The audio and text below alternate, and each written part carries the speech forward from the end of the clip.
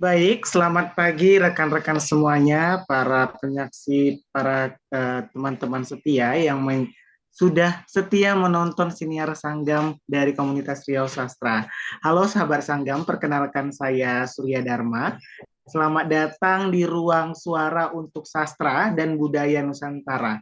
Hari ini kita akan menyelami proses kreatif seorang penyair dalam melahirkan sebuah puisi-puisi yang mengunggah, dan bersama kita telah hadir seorang narasumber istimewa yang sangat luar biasa, seorang penyair yang telah banyak menuliskan jejak rasa dan pikirannya lewat kata.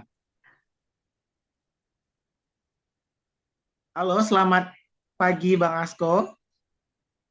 Halo, selamat pagi. Oke, gimana kabarnya hari ini Bang Asko? Sehat, Alhamdulillah. Gimana kabar Surya Dharma? Alhamdulillah baik juga Bang. Jadi apa nih Bang, kegiatan belakangan ini selain sebagai seorang narasumber, kemudian seorang penyair, apa sih kegiatan Abang saat ini? Ya, jadi saya selain menjadi yang tadi sudah dijelaskan, saya juga seorang pengajar bahasa Inggris ya. Seorang pengajar bahasa Inggris dan saya juga di sini menjalankan Taman Bacaan Masyarakat. Di mana saya akan bertemu dengan anak-anak di sekitar sini, saya akan mengajarkan mereka bagaimana mencintai buku dan bagaimana dekat dengan literasi. Dan kadang-kadang juga diundang untuk menjadi juri. Dan yang pasti pekerjaan sehari-hari saya yaitu menjadi mentor menulis puisi online di Aska Imagination School.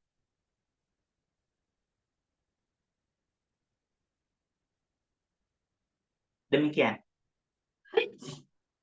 Oke, baik, terima kasih Bang Asko. Tadi berarti kegiatannya selain sebagai seorang eh, musisi, penyair, tapi Bang Asko juga aktif di berbagai kegiatan. Jadi teman-teman, sekedar perkenalan, nama lengkap dari Bang Asko ini adalah Muhammad Askolani, yang lahir di Paringgonan 25 Mei tahun 1988. Jadi Bang Asko ini merupakan seorang guru bahasa Inggris, uh, dan mengajar juga di bahasa Inggris di salah satu TK Islam Anur Lestari. Kemudian Bang Asto juga memiliki segudang prestasi yang sangat luar biasa, pemenang dua Duta Baca Riau tahun 2018, kemudian pendiri Taman Bacaan Masyarakat yang diberi nama Cahaya Rumah ya Bang ya. Kemudian mengikuti residensi Seniman Riau tahun 2023 dan 2024, sangat luar biasa. Jadi kita hari ini mau belajar nih, belajar banyak tentang Bang Asko mengenai konsistensi di jalan puisi. Jadi sebuah proses kreatif. Kita mau belajar nih sama Bang Asko. Nah, Bang Asko, kalau bisa sedikit bercerita, apa sih yang pertama kali membuat Abang itu jatuh cinta terhadap puisi? Pertama kalinya tuh gimana ya? It's because my sadness gitu. Ketika saya sedih, guru saya menemukan saya. Ketika saya menangis gitu. Jadi saya juga nggak tahu pada mulanya seperti apa. Tapi itulah hebatnya guru ya. Saat kita merasa jatuh, saat kita mungkin merasa diri kita lemah. Tapi seorang guru itu dia bilang kamu sensitif dan kamu bisa menjadi seorang penulis. Maukah kamu menjadi seorang penulis gitu? Jadi pada mulanya kalau ditanya kenapa menulis, saya juga nggak tahu karena seseorang itu yang menemukan saya gitu. Seperti itu. Berarti pertama kali Bang Asko mulai untuk menulis itu karena memang ada pergerakan dari gurunya ya, berarti ya. Nah, kalau bisa mengingat kembali nih Bang Asko, kira-kira masih ingat nggak puisi pertama yang Bang Asko tulis, dan seperti apa sih bentuk dan suasananya pada saat Abang menulis waktu itu? Sebenarnya ada bukunya kalau dicari ada buku tulisnya, tapi saya tidak bisa pastikan apakah itu yang pertama kali saya tulis atau tidak pada tahun 2006 ya. Jadi kalau saya berbicara bentuk ya seperti puisi-puisi modern sekarang sih, meskipun pada waktu itu saya masih belum terlalu tahu puisi modern atau apa gitu. Sepenuhnya tidak puisi modern karena ada juga terkontaminasi dengan karya-karya semisal pantun atau apa di mana kita masih mengejar bunyi-bunyian di akhirannya sama seperti itu. Nah, kalau berkisah tentang apa ya biasanya saya kalau orang memulai itu kan tentang sesuatu mungkin kalau anak muda itu berbicara tentang cinta, tapi saya tidak saya berbicara tentang hidup seperti itu. Jadi puisi pertama saya itu di awal-awal juga saya memang sudah agak sedikit serius ya, tidak lagi menulis itu sebagai sesuatu yang sangat pribadi, kemudian saya curhat di situ, tapi saya mengaitkannya dengan hidup, ada kaitannya dengan Tuhan, ada kaitan dengan perjuangan-perjuangan, kehilangan dan segala macamnya seperti itu. Oke Bang, sangat luar biasa berarti ya. Jadi gini Bang, kalau saya lihat Bang Asko ini kan punya segudang prestasi, prestasi yang sangat luar biasa dari menulis puisi, baca puisi, bahkan dari masih sekolah ya Bang ya, dari tingkat sekolah sudah banyak prestasi yang Bang Asko dapatkan. Kira-kira apakah dari perlombaan inilah awal mulanya ada semangat abang untuk berkembang dan menjadi seorang penulis puisi dan pembaca puisi saat ini, atau ada hal lain yang memancing untuk abang lebih lagi menjadi seorang penulis dan pembaca puisi saat ini, Bang?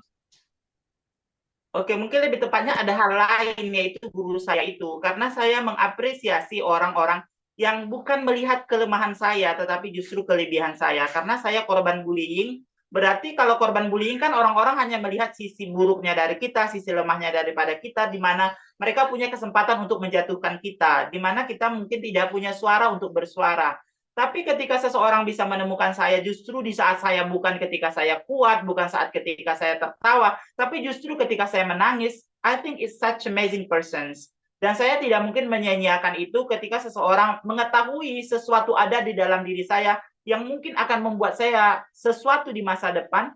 Menurut saya berutang budi pada dia. Maka waktu itu ketika pun saya tidak mengerti apa yang bisa saya dapatkan dari puisi, karena waktu itu tahun 2006 tidak seperti sekarang ya, handphone aja kita tidak punya, dan berkarya pun kita ngetiknya pun tidak punya laptop pribadi. Waktu itu saya karya-karya saya diketikkan oleh guru saya sendiri di komputer kantor, karena saya sendiri tidak bisa mengapakan komputer itu ya gitu. Jadi ketika 1 bulan atau 2 bulan dia mengajari saya masih ingat waktu itu. Jadi saya tidak memulai berkarya itu dengan sesuatu yang cemen, karena guru saya ini tidak segan-segan mengkritik saya. Dan anehnya saya malah tidak cemen, justru saya menunggu nih kapan lagi dia mengkritik gitu. Saya menulisnya di buku tulis dan akan diberikan lingkaran-lingkaran merah begini dan begitu, catatan-catatan. Justru kalau tidak dikasih kritik, kalau dibilang bagus, saya merasa tidak puas gitu. Loh kok tidak ada kritiknya gitu, saya pengen seperti itu. Jadi lebih kepada sesuatu yang lain itu guru saya itu. 2 bulan akhirnya kita berpisah, saya seperti orang yang apa ya, kehilangan ayah saya untuk kedua kalinya, karena ayah saya kan meninggal waktu saya bayi. Kemudian saya tidak punya saudara laki-laki, saya pikir saya kehilangan ayah saya juga kehilangan saudara laki-laki saya. Pada saat itu dalam tanda kutip mungkin kita emosional, mungkin kita jadi pribadi yang cemen pada saat itu. Saya merasa dunia saya dalam tanda kutip turun tuh. Tapi di balik tangisan saya merasa kecewa ditinggalkan, saya berjanji pada diri saya bahwasanya saya akan menulis. Apapun itu yang terjadi, saya akan menulis. Kebayang nggak sih pada masa itu 2006 kita tidak tahu kenapa kita harus menulis, tapi entah kenapa dalam diri saya percaya aja, saya harus terus menulis. Guru saya tuh tinggal di Madura ya. Waktu itu kita ketemu di pesantren di Sebuhuan. Jadi guru saya itu kembali ke Madura. Artinya kemungkinan saya untuk ketemu dia itu tidak sangat-sangat kecil gitu. Sampai sekarang pun kita tidak ketemu lagi secara wajah. Tapi entah kenapa saya bilang pada waktu itu, saya berjanji dari saya saat saya menangis, saat saya merasa terpuruk, saya akan menjadi penulis. Bagaimanapun caranya saya akan menjadi penulis, dan suatu saat saya panggilnya kakak ya, guru saya itu, kakak akan menemukan saya menjadi seseorang yang dimana kakak bangga saya menjadi seorang penulis.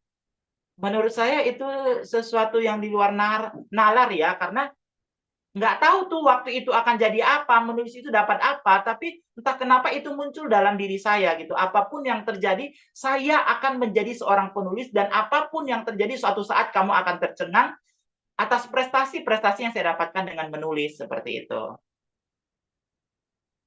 Baik, berarti peran guru sangat luar biasa di saat proses Bang Asko menuju titik suksesnya pada saat ini ya Bang Asko ya. Nah, Kita lanjut nih Bang Asko, tadi sudah mendengar bagaimana sih perjalanan dari kepenyairan puisi yang sudah Abang jalani, mulai dari kasus bully yang pernah Abang alami sampai pada saatnya itulah menjadi tonggak Abang untuk mulai menulis ya Bang ya. Mulai semangat untuk menulis seperti itu. Nah Bang, kalau kita membahas selanjutnya ini mengenai ritme dan proses kreatif. Bagaimana sih biasanya puisi yang abang tulis itu bisa datang kepada abang lewat peristiwa kah, atau lewat perasaan, atau lewat pengamatan gitu. Kalau menurut Bang Asto gimana? Oke, saya bukan termasuk orang yang misalnya datang ke satu tempat, kemudian tempat itu begitu memukau saya, kemudian saya tiba-tiba menulis puisi. Dan saya berkali-kali pengen mencoba itu, memotret itu. Misalnya kita pergi acara penyair nih, pertemuan penyair kemana, ke sebuah daerah, di mana kita tertarik makanannya, budayanya, orang-orangnya. Tuh pengen banget tuh menulis di situ, biar nanti apa namanya titi mangsanya, keterangan penulisannya itu sesuai dengan tempat dituliskan gitu. Tapi saya pribadi tidak bisa melakukan itu, kesulitan untuk melakukan itu. Jadi yang terjadi adalah saya menulis itu ketika telah secara otomatis muncul, tapi sebenarnya itu sudah dipendam lama gitu. Saya tidak bisa lagi membedakan ini momen puitis yang mana, ini kejadian yang mana.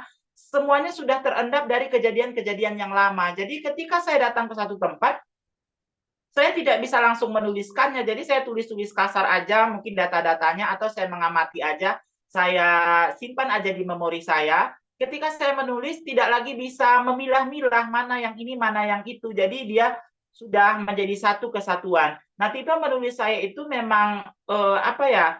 Suatu saat saya ikut acara memperingati hari ulang tahun Provinsi Riau di Lam Riau waktu itu, dan di situ saya kaget ketika pertama saya kagetnya saya mungkin menjadi orang kedua yang termuda di situ. Yang pertama dia ke situ karena ayahnya penyair senior, jadi mereka tampil berdua, yang muda sama yang ayahnya.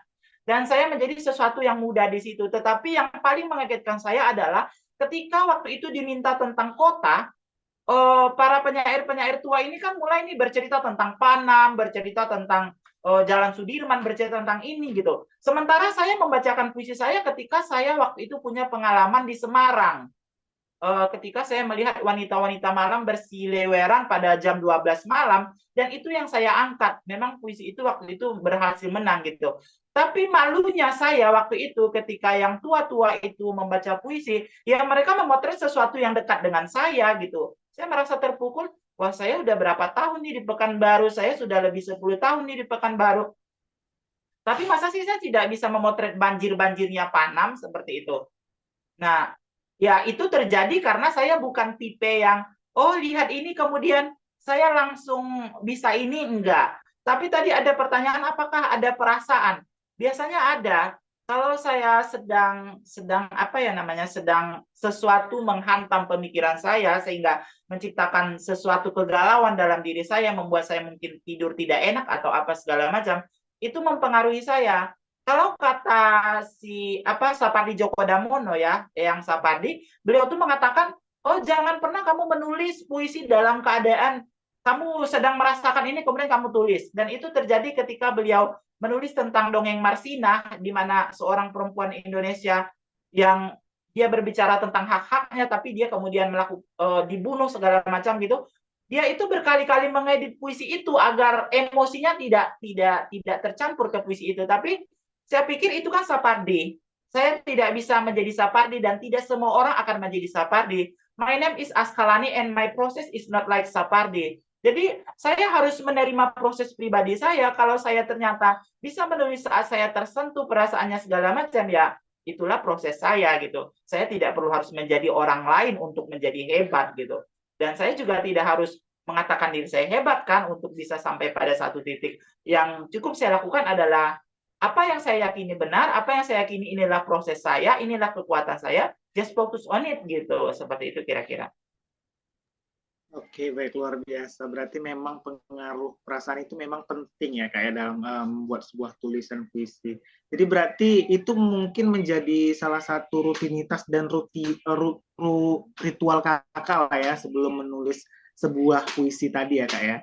Berarti kalau begitu, seberapa penting sih Kak menurut Kakak itu eh, suasana itu seberapa penting sih perannya? Suasana hati, lingkungan sekitar, dan dalam menciptakan puisi itu menurut Kakak seberapa penting sih untuk menulis puisi ini? Kalau saya memang mengandalkan perasaan yang tadi itu, kalau saya menunggu perasaan saya reda, emosi saya reda, sesuatu yang kalau itu reda, maka saya tidak bisa menghasilkan apa-apa. Mungkin itu juga terpengaruh bagaimana saya mengagumi Arthur Rimbaud ya, bagaimana kita ketahui Arthur Rimbaud sangat meledak-ledak, di mana dia berhenti menjadi seorang penulis puisi justru ketika dia berusia 21 tahun. Ketika seseorang menemukan dia yang jenius itu di sebuah kapal, dan orang orang bertanya, ayo kamu menulis puisi lagi gitu. Dia bilang, karyamu bagus, kata orang-orang pada dia. Tapi kata dia, enggak, karya-karya saya jelek, saya tidak suka dengan puisi itu, dan saya tidak akan menulis puisi lagi gitu. Nah, mungkin sedikit banyak kita terpengaruh dengan orang yang kita ngefans sama dia, kita salut sama dia gitu. Nah, saya pribadi termasuk orang yang pernah satu sisi, kalau saya menulis puisi tanpa ada buku Arthur Rimbaud di samping saya merasa puisi saya akan kurang kuat, akan merasa kayak kurang kurang apa ya, kurang kekuatan aja gitu. Nah, itu memang tipe menulis saya bukan seperti orang-orang yang kalau saya lihat karya misalnya pendapotan MT Sianlagan, terus nanti di keterangan puisinya, puisi keterangan itu tahun 2012 sampai 2025. Mak, gila, itu sampai 13 tahun untuk menciptakan sebuah puisi. Dan saya tidak bisa seperti itu, meskipun saya keren ya, bagaimana ya pengendapannya, bagaimana ya cara mereka berpikir. Mungkin mereka berpikir dalam keadaan sangat jernih sehingga mereka bisa menciptakan itu gitu. Saya salut atas apa yang mereka alami, tapi saya harus mengakui saya menulis puisi dalam 2 menit, dalam 3 menit, dan itu ya kadang saya menang lomba hanya dengan menulis puisi secepat itu gitu. Jadi kalau proses kreatif saya memang ketika kepikiran ditulis ya udah begitu aja. Jadi satu kelemahan yang saya nggak tahu ya apakah itu kelemahan, tapi kadang saya berpikir wajar sih puisi-puisi saya tidak sehebat karya-karya yang lain, karena karya-karya yang lain itu mereka menulis sampai 10 tahun, 20 tahun. Saya masa nulisnya cuma 2 menit, 3 menit gitu. Tapi ketika orang membaca, orang takjub, saya malah heran. Wah, ya gimana ini gitu, saya nulisnya cuma sebentar kok. Tiba-tiba mereka apresiasinya seperti itu. Nah, kemudian tadi ada lingkungan berpengaruh nggak gitu. Untuk lingkungan, suasana lingkungan, saya memang termasuk penulis yang bisa menulis saat dalam tanda kutip itu hening. Heningnya itu saya adalah orang yang tidak bisa tidur lama, tidak bisa begadang, tapi justru saya mengalir ide-idenya itu saat orang tidur. Nah, bahayanya kadang adalah, ini misalnya saya lagi on-nya jam 11 nih, tapi jam 11 itu on-nya terus-terusan, malah sampai kadang jam 2, jam 3, di mana mata saya udah sangat mengantuk, mata saya sudah sangat merah, dan kepala saya sudah sangat sakit, tapi ide-ide ini terus mengalir, momen-momen mistik ketika saya tidak mendengarkan apapun kecuali diri saya sendiri, kecuali keheningan itu sendiri, itu menjebak saya untuk terus menulis. Ya, masalahnya apa yang harus terjadi pada saya itu ada dua hal. Apakah saya harus mengalah dengan keadaan di mana saya harus tidur karena sakit kepala juga, atau saya terus melanjutkannya karena ide-ide terus mengalir gitu. Jadi kalau ditanya suasana seperti apa, saya biasanya punya ide-ide gila yang dimana menurut orang transenden gitu, dimana kita seperti orang kesurupan, tidak lagi berada di dunia orang-orang normal. Itu terjadi pada saya yaitu saat ya malam-malam yang seperti itu gitu. Ya, luar biasa. Berarti memang pengaruh banget ya Kak, ritme dalam proses kreatif dalam penulisan puisi Kakak ya. Nah Kak, seperti yang kita ketahui nih Kak, dalam penulisan puisi itu penting sebuah diksi dan gaya ungkap gitu. Jadi, tapi kebanyakan orang seperti saya sendiri Kak, jujur memang ingin rasanya menulis sebuah puisi. Kadang waktu keadaan yang lagi galau seperti itu kan, ingin menulis puisi, tapi susah dalam menemukan diksi yang cocok atau diksi yang pas gitu ya Kak ya. Jadi gimana sih Kak tips dari Kakak nih memilih kata-kata dalam puisi yang baik dan bagus dan enak didengar. Kemudian apakah itu banyak mengalir saja atau memang kakak dalam menulis puisi itu banyak melakukan penyuntingan atau pengeditan kata-kata? Oke, tentang diksi ya. Saya bersyukur sekali karena saya dilahirkan dari seorang ibu yang Melayu dan seorang ayah Mandailing. Dan menyebabkan kita dari kecil itu, dari bayi bahkan mungkin sebelum lahir, ibu saya meskipun dia tinggal di daerah orang-orang berbahasa Mandailing, dia tetap tidak kehilangan kemelayuannya. Banyak sekali kosakata yang dia pakai itu memang asli dari Melayu, termasuk bagaimana cara beliau memakan, lalapan, segala macam. Itu memang personalnya begitu kuat gitu, dan ayah saya Melayu. Dan beruntungnya lagi kami itu hidupnya tuh nomaden, pindah-pindah. Ketika pindah-pindah itu akan kita membuat terkontaminasi atau terhubung dengan banyak orang dari berbagai latar belakang. Dan bersyukurnya lagi saya berasal dari orang yang latar belakangnya pendidikannya adalah bahasa gitu, bahasa Inggris gitu. Dan saya juga punya ketertarikan untuk belajar gitu, melalui Google kah, melalui apakah. Berbicara tentang diksi itu berbicara tentang bacaan juga. Seberapa banyak bacaan kita, seberapa jauh kita mencoba ini dan mencoba itu. Karena saya adalah orang bahasa, saya tertarik bahasa Spanyol, bahasa Esperanto, saya coba-coba bahasa-bahasa yang ada di dunia ini, bahkan bahasa-bahasa yang udah langka gitu. Dan ketika saya menemukan sebuah kosakata yang menurut saya itu menarik, misalnya merci beaucoup yang ngomongnya sih merci beaucoup, tapi tulisannya kan kayak aneh gitu. Saya bisa menulis kata merci beaucoup itu menjadi judul puisi misalnya.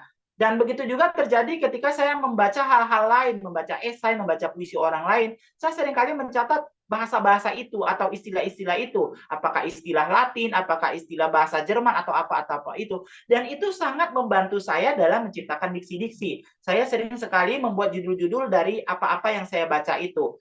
Belakangan ini karya saya 2 hari yang lalu dimuat di Bali Politika, itu saya menulis solfege. Solfege itu sampai sekarang kayaknya bahasa Jerman ya, tapi saya sudah lupa definisinya apa. Tapi sekalipun saya lupa definisi itu apa, tapi sudah tertera di puisi, dan mana puisi-puisi itu bisa saya baca sekarang gitu. Meskipun saya tidak menemukan misalnya langsung ketik nih kata solfege itu artinya apa, tapi ketika saya membaca puisi saya memiliki pemahaman, oh solfege ini dari puisi yang telah saya tulis gitu.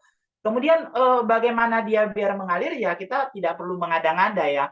Kadangkala kita tuh kesalahan penulis pemula itu, dia pengen kelihatan bahasanya setinggi langit, dan sehingga dia lupa menulis puisi itu sama dengan berbicara, sama dengan hal-hal lainnya. Dia tidak boleh kehilangan sisi alaminya dia gitu. Nah, kalau kita menulis puisi kan misalnya begini, oh langit mendung, hatiku runtuh, aku bersedih. Emang kamu Tuhan? Kita tidak bisa mengkondisikan mengkondisikan langit mendung baru kita sedih, tidak. Bisa aja tuh langit sedang cerah tapi kita mengalami kesedihan yang mendalam gitu. Nah, jadi kondisinya penulis-penulis pemula itu menjadi lebay. Mereka tuh menjadi seolah tukang sihir, mereka menjadi seperti orang hebat yang bisa mengkondisikan sesuatu yang enggak. Eh, Kalau kita misalnya mau pergi kemudian hujan, ya hujan aja, tidak perlu di puisi kita aku pergi kemudian angin berhembus begitu syahdu bla bla bla. Lu siapa? Lu kan tidak bisa, bukan avatar yang bisa mengendalikan apapun gitu.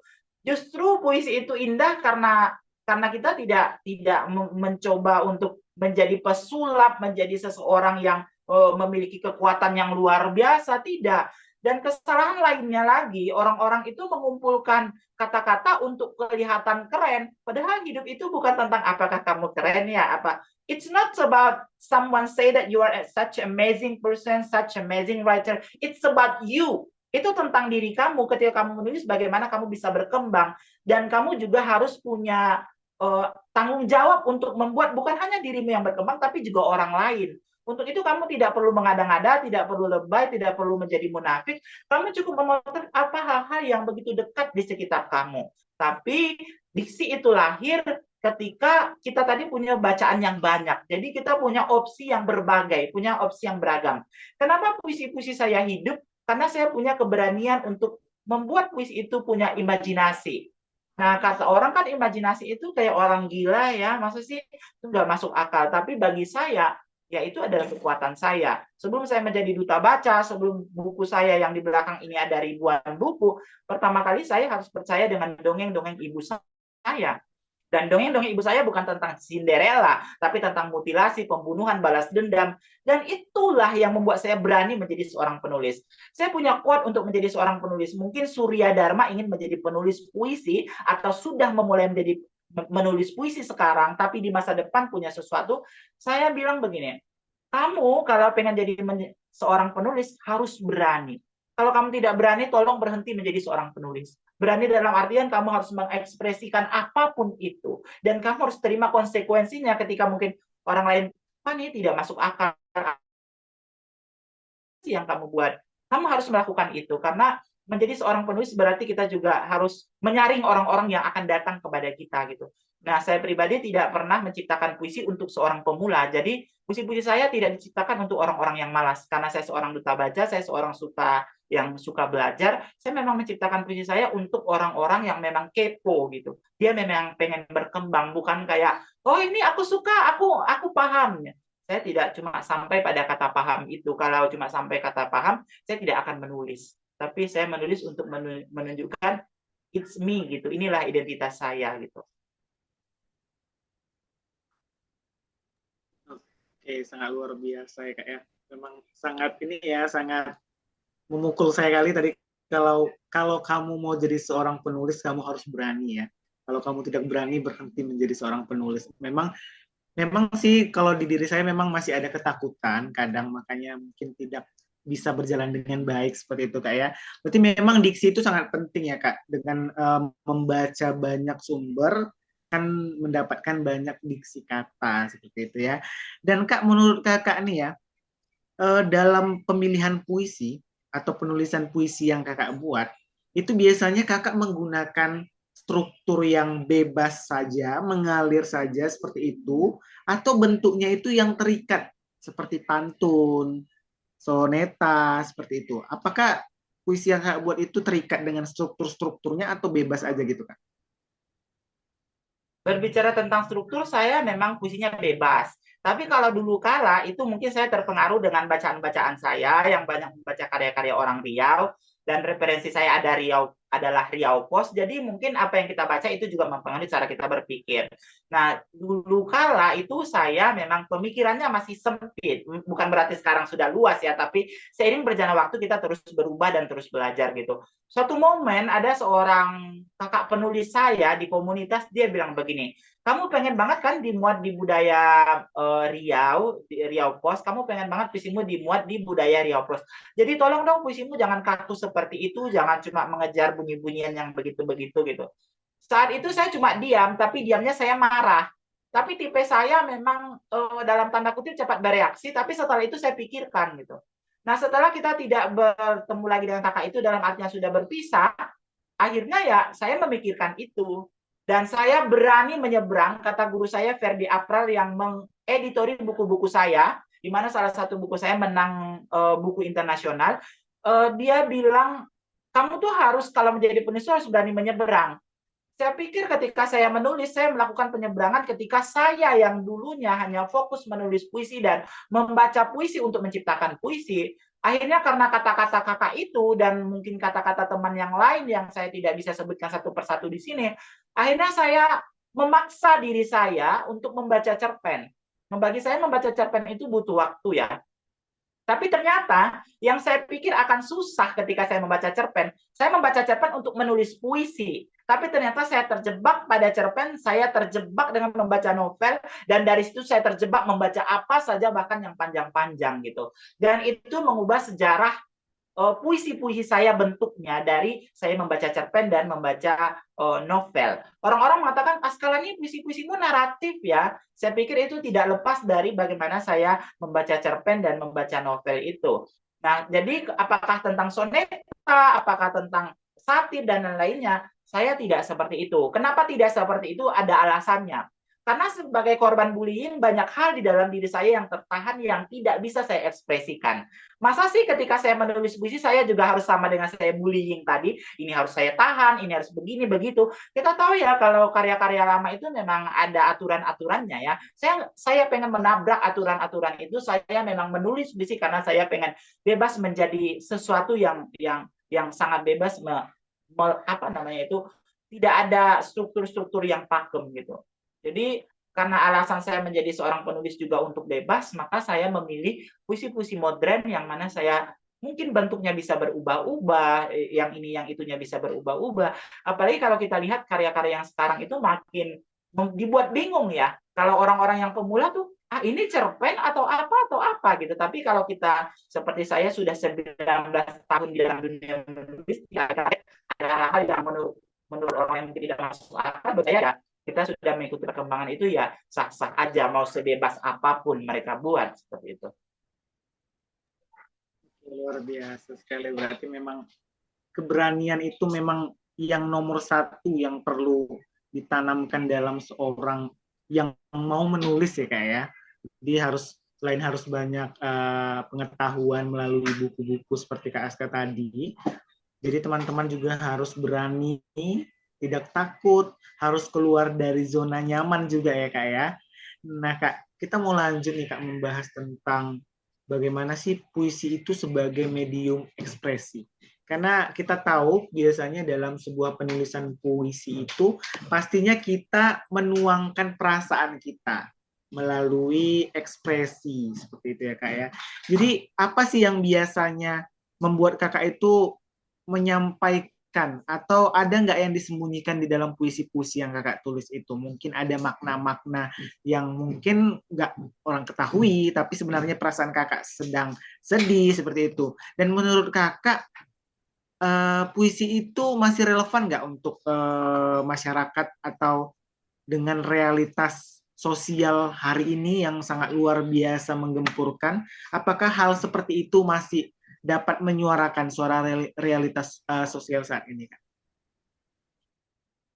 Oke, yang pertama tadi itu, aduh maaf saya lupa tadi yang pertama tentang Uh, biasanya kakak dalam menuliskan puisi itu, yang kakak sampaikan itu, atau ada nggak yang disembunyikan dalam puisi-puisi itu tadi? ya, ya. Nah, pertama kita harus tahu bahasa puisi itu bahasa simbolis, bukan bahasa yang terang benderang. Ketika kita berbicara tentang bahasa simbolis, pasti ada yang disembunyikan.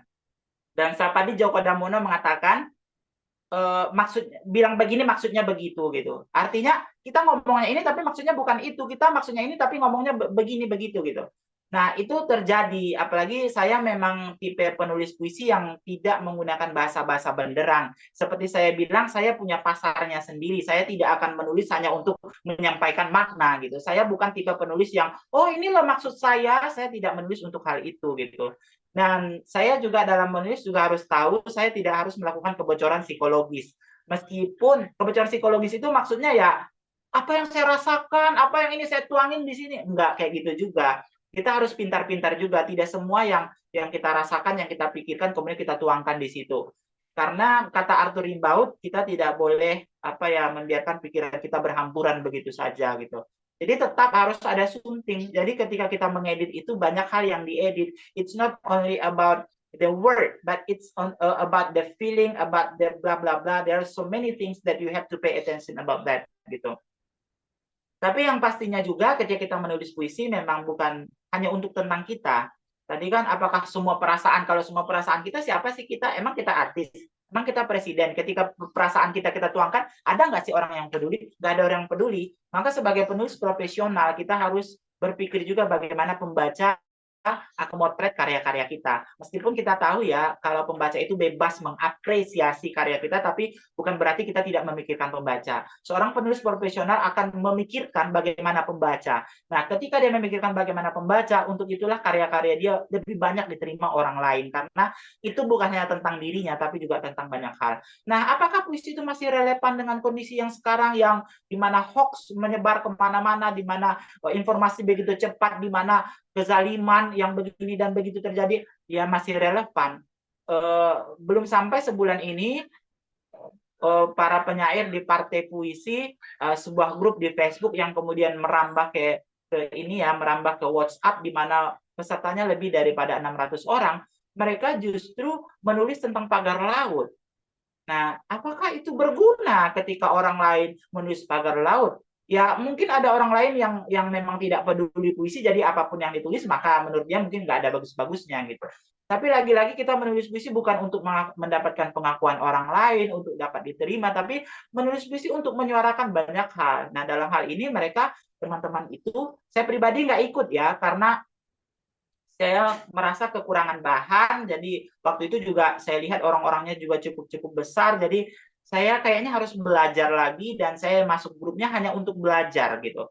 Bukan untuk ikutan, bukan untuk mengejar hadiahnya. Hadiahnya itu 10 juta. Jadi memang gila-gilaan hadiahnya, tapi di situ ya mereka memotret itu semua gitu. Jadi ketika kita membaca puisi-puisi itu, jadi bukan hanya tentang puisi, tapi kita bisa membaca berita versi puisi, kita bisa merasakan kesusahan rakyat-rakyat kecil karena melalui puisi, kita bisa menjadi manusia dengan puisi. Jadi kalau ditanya relate, ya relate aja. Sampai kapan ya sampai kapanpun saat puisi itu masih ditulis, dia akan terus relate gitu. Karena puisi tidak ditulis dalam keadaan kekosongan. Puisi pasti lahir dari gejolak-gejolak dan problematika zaman gitu. Jadi sekalipun puisi itu dianggap karya hayalan, tapi dia tetap memotret zaman. Dia akan hidup sesuai dengan zamannya gitu. Oke Kak, menyinggung tadi dari ada sebuah komunitas ya Kak yang sudah dari Facebook berlanjut saat ini ke WhatsApp nih Kak ya. Eh, banyak sekali anak muda sekarang nih Kak yang dia sebenarnya punya kemampuan atau jiwa untuk menulis. Biasanya mereka itu mencurahkan tulisannya itu di sosial media. Mungkin perasaannya lagi galau, buat kata-kata yang puitis di story Instagram, story WhatsApp, seperti itu biasanya anak muda sekarang. Jadi bagaimana sih menurut kakak atau pandangan kakak perkembangan puisi saat ini yang ada di media sosial atau platform digital yang ada? Kemudian apakah kakak menulis dengan mempertimbangkan audiens digital atau tetap menulis untuk diri sendiri? Ya, yang pertama bagaimana sih menanggapi orang-orang yang menulis di caption, yang mungkin galau, yang mungkin EID-nya kemana-mana. It's okay. Nah, kita harus bersyukur ketika orang-orang lain muncul, dia mulai menjadi penulis, kita harus bertepuk tangan. Terlepas apakah karya-karyanya bagus atau tidak. Masa sih kita sebagai seorang penulis, kemudian ada orang yang pengen jadi penulis, kemudian, jelek karyamu, lu nggak pantas, ngapain lu tulis caption? Ya kita bertepuk tangan, karena di dunia ini kan menjadi orang hebat itu nggak simple. Misalnya dia nih posting, kemudian dalam sekejap dia jadi penyair, enggak, ya kita biarin aja dia proses gitu. Ya kita proses ini ya selama kita hidup. Hari ini mungkin kita melihat karya-karya dia dengan diksi-diksi yang kacau, dengan karya-karya yang buruk, bersiliweran, dengan ya kayaknya menurut kita nggak pantas atau apa. Tapi siapa kita? Apakah yang menilai pantas atau tidak pantas itu adalah kita? Nah, kita nggak berhak mendikte hidup orang lain karena kita merasa kita sudah punya pengalaman 20 tahun, 30 tahun, kita merasa sudah senior. No, we don't judge anyone. Emang kamu udah sebaik itu gitu. Jadi kita nggak berhak gitu. Jadi tentang yang orang menulis sekarang ini ya biarin aja, biarkan mereka berkembang dan kita bersyukur berarti masih ada orang yang menulis secara tidak langsung, masih ada regenerasi gitu. Apakah karya-karyanya buruk atau apa ya? Ya itu akan seiring berjalannya waktu akan berproses gitu.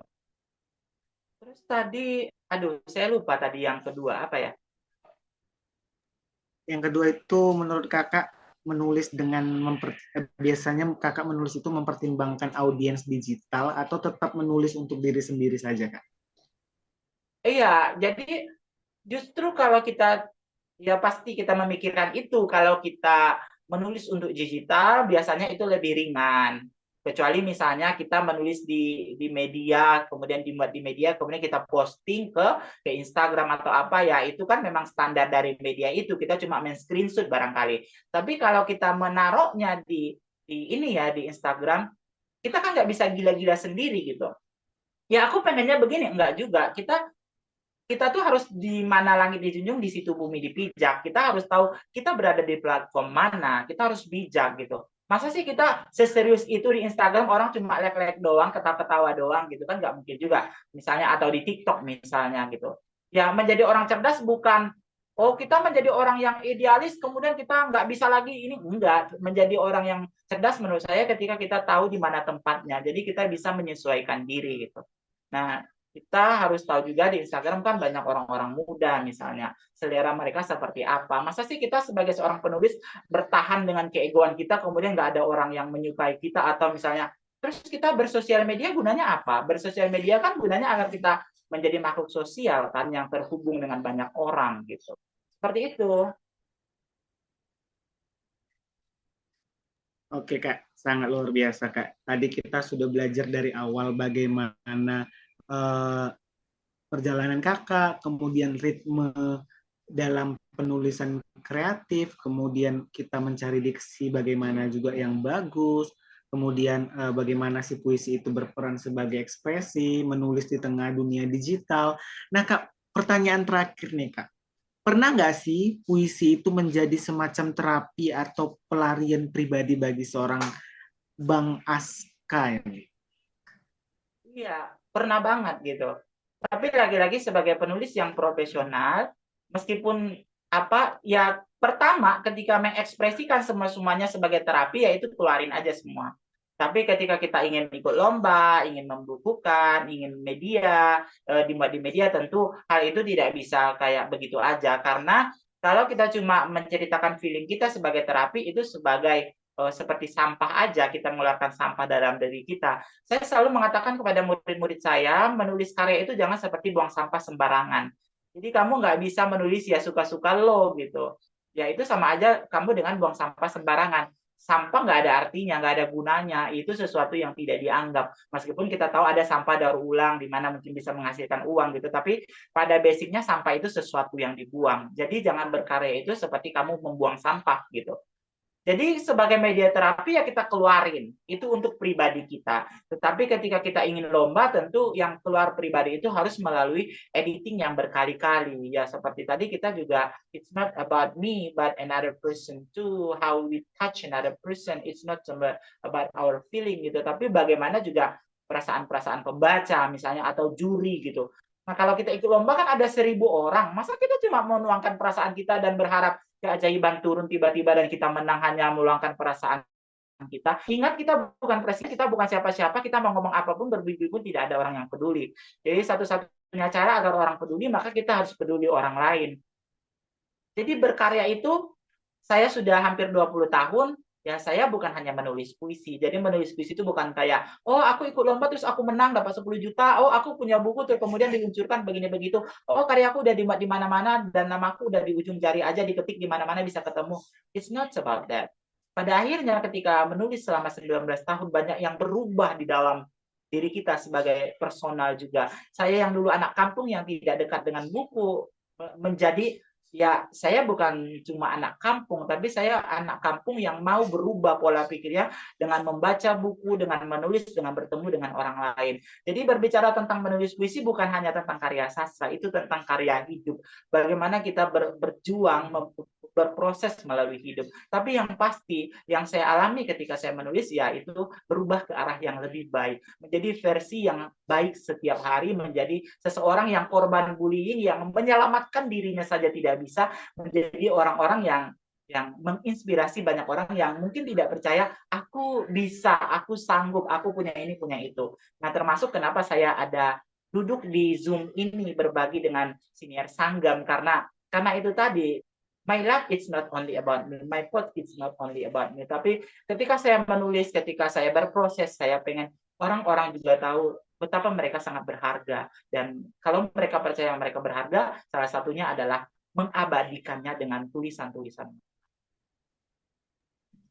Baik, sangat luar biasa perjalanan kisah dari Kak Aska ini tadi, mengingatkan kepada kita para penonton setia siniar Sanggap bagaimana sih proses dari seorang Bang Aska ini meniti karirnya sampai sekarang sudah 19 tahun ya Bang Aska ya, menjadi seorang penulis puisi, seorang pembaca puisi yang sangat luar biasa, pastinya banyak rintangan, tantangan yang dihadapi dan pastinya dari dirinya sendiri yang berani untuk keluar dari zona nyaman, tidak takut seperti itu, maka Bang Aska bisa dapat bergabung bersama kita pada pagi hari yang indah ini.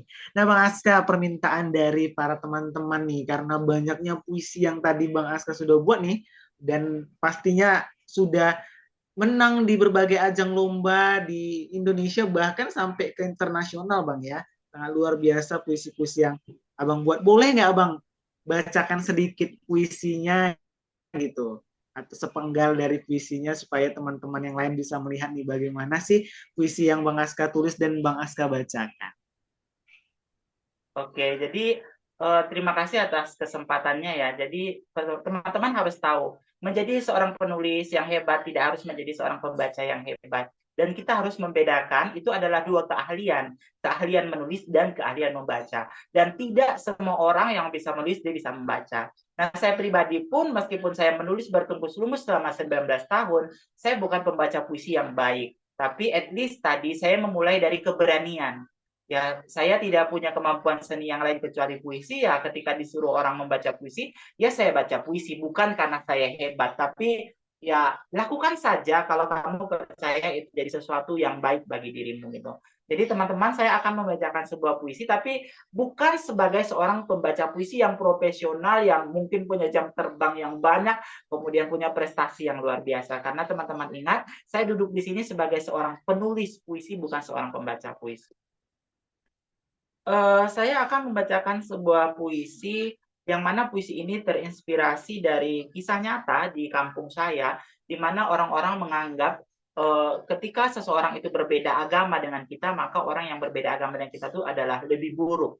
Dan kita berhak melakukan apapun karena mereka masuk neraka. Apapun itu, ya kita bisa mengambil harta mereka, bisa mencaci maki mereka, bisa ini, bisa begitu. Dan saya pikir itu bukan hanya bukan hanya pandangan satu orang, tapi pandangan banyak orang, meskipun tidak seluruh kampung saya itu. Dan ketika itu, waktu anak-anak, saya mungkin masih ikut ya, masih percaya dengan, oh kalau dia bukan agama kita, dia lebih buruk, dan dia nanti bakal masuk neraka, seperti itu. Tapi hidup kan bukan tentang lu masuk surga dan saya masuk neraka gitu. Hidup ini adalah sebuah proses yang panjang. Hari ini kamu muslim dan tidak ada jaminan kamu akan muslim selamanya. Hari ini kamu baik dan tidak ada jaminan apa kamu akan baik selamanya. Maka yang perlu kita lakukan adalah setiap waktu, setiap detik kita berjuang menjadi orang baik dan jangan pernah menjudge orang lain. Karena kita tahu ya, seorang wanita yang hina dalam agama Islam, yang dia dianggap kotor, tapi pada akhirnya dia masuk surga hanya membantu seekor anjing. Atau bagaimana seorang yang sudah membunuh 100 orang, tapi akhirnya dia masuk surga. Jadi jangan melihat orang dari casingnya saja. Orang itu tidak bisa hidup itu selama bernafas. Jadi teman-teman, kalau Anda merasa baik sekarang, merasa hebat sekarang, jangan merasa bangga. Karena orang yang kamu jatuhkan hari ini belum tentu dia akan jatuh selamanya. Orang-orang yang terzalimi hari ini jatuh, mungkin dia bisa bangkit dan kamu akan malu karena pernah menjatuhkan dia gitu. Saya bacakan puisi ini. Banjir. Karya Muhammad Asqalani.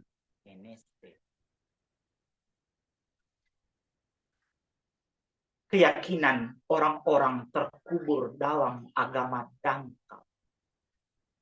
Pemahaman-pemahaman terbakar oleh prasangka tanpa sangkar. Saat hujan datang, hujah pun mengambang bersama banjir yang mengapung kapal-kapal. Nun, rumah-rumah yang bertuhan kepada Nabi tenggelam sampai ke bubungan. Pohon-pohon jeruk mencapai puncaknya, melambai-lambai. Buahnya yang matang megap-megap dalam air dan arus keruh. Mereka menjangkau buah jeruk. Apa yang dapat dijangkau oleh tangan, bersabda tentang surga yang ikut bertepuk tangan. Heran, kenapa agama dikekalkan pada aksi pencurian, sedang Tuhan telah lama dipinggirkan dari hati yang ugal-ugalan. Beginilah banjir. Kemana-mana ku bayangkan Nuh mencari muatan. Aku hanya ingin menumpang dan lepas dari mimpi terkapar di hujan malam. Hujah yang dingin dan beku di akal. Subang Raya 2021. Sangat luar biasa Kak Aska puisinya. Jadi dalam satu tema banjir tapi bisa menjadi sebuah puisi yang sangat luar biasa Kak ya. Terima kasih Kak Aska yang sudah mau menjadi narasumber di Siniar Sanggam pada pagi hari ini.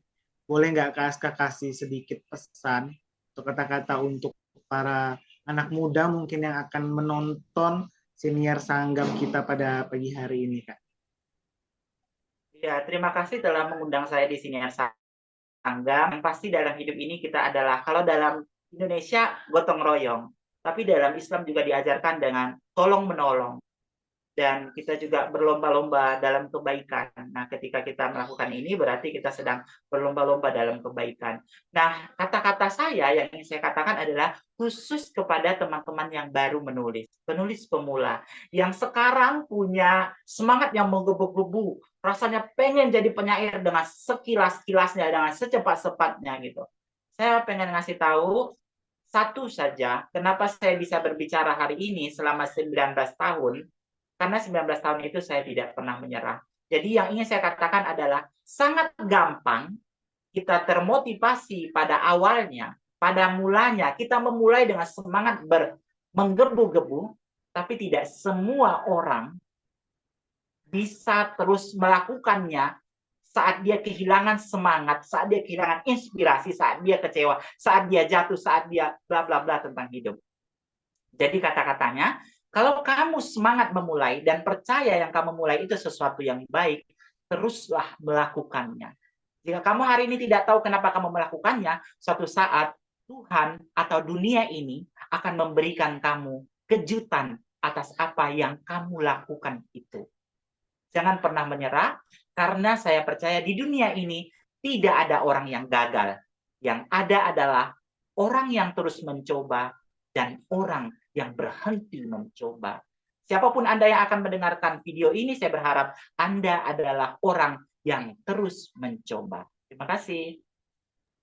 Baik, luar biasa. Terima kasih Kak Asa, kata-katanya sangat luar biasa. Semoga teman-teman anak muda atau siapapun yang menonton siniar sanggam kita pada pagi hari ini dapat menjadi penulis yang luar biasa seperti Kak Aska ini yang sangat luar biasa dengan pengalaman hidupnya, dengan cerita-cerita inspirasinya dalam memulai perjalanannya menjadi seorang penulis sampai sekarang saat ini sudah 19 tahun berkecimpung dalam dunia menulis dan menulis puisi. Terima kasih banyak Kak Aska, kami mengucapkan sangat-sangat berterima kasih atas kesempatan merelakan waktunya untuk bisa menjadi narasumber pada kegiatan Siniar Sanggam pada pagi hari yang luar biasa ini. Semoga ilmu yang sudah disampaikan berkah bagi yang menontonnya nanti, dapat menjadi contoh pelajaran bagi teman-teman juga nanti yang akan menontonnya. Terima kasih Kak Aska. Kami mengucapkan terima kasih juga kepada teman-teman semuanya yang sudah menonton, menyaksikan Siniar Sanggam kita pada pagi hari ini. Semoga perbincangan kami pada hari ini dapat menginspirasi kita semua untuk mulai menulis, membaca, dan lebih peka terhadap dunia sekitar. Sekian Siniar Sanggam kita pada pagi hari ini. Sampai jumpa di Siniar Sanggam lainnya. Jangan lupa untuk subscribe, like, komen, dan share Siniar Sanggam dari Riau Sastra. Terima kasih, sampai jumpa kembali.